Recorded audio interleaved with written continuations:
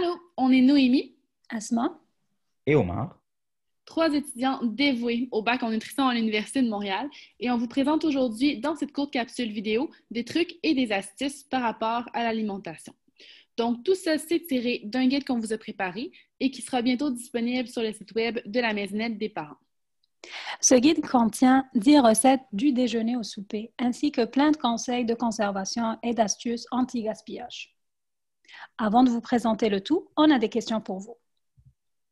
Pour commencer, vous êtes-vous déjà demandé pourquoi les avocats mûrissent aussi rapidement? Ensuite, on sait que votre temps est précieux. Puis la préparation des repas, bien, ça peut prendre beaucoup de temps. Cependant, saviez-vous que la planification est un moyen simple pour sauver du temps et de l'argent?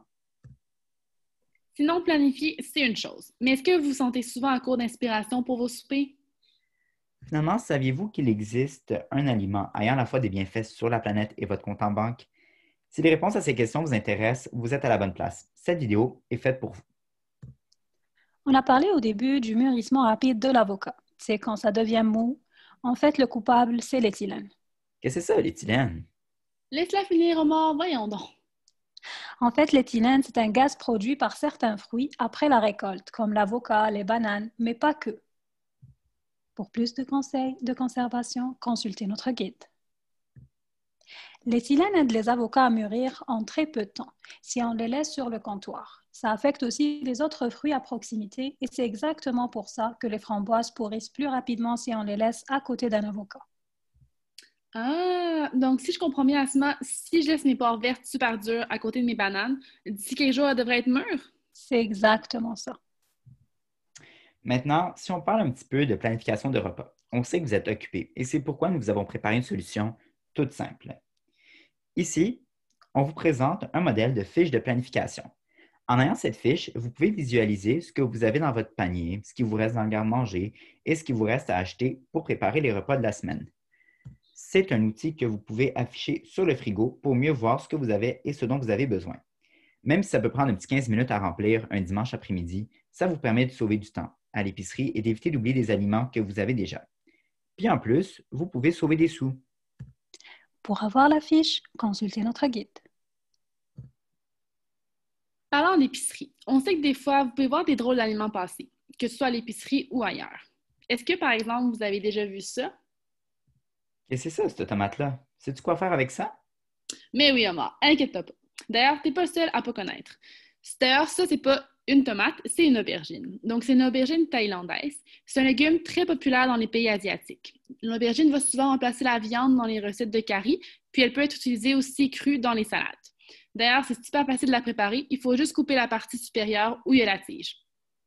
Sinon, est-ce que vous avez déjà vu ça? Pour ceux qui ne savent pas, c'est un panais. Donc, c'est un légume avec une saveur sucrée qui va se préparer et se déguster un peu comme la carotte.